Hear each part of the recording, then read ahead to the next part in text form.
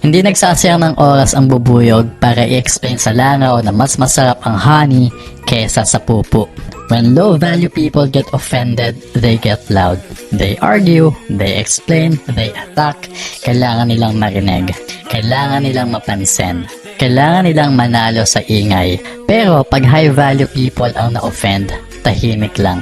Hindi dahil mahina sila, hindi dahil wala silang sasabihin, kundi dahil alam nila, hindi lahat ng laban kailangan salihan. Hindi lahat ng opinion kailangan sagutin. Hindi lahat ng misunderstanding kailangan i-explain. Kasi may isang katotohanan dito. Bees do not waste their time explaining to flies that honey is better than poop. Hindi mo trabaho i-convince ang taong sanay sa chaos na may mas magandang paraan para mabuhay. Your job is to protect your peace, your focus, your direction. Minsan, ang pinakamalakas na sagot ay yung hindi ka sumagot.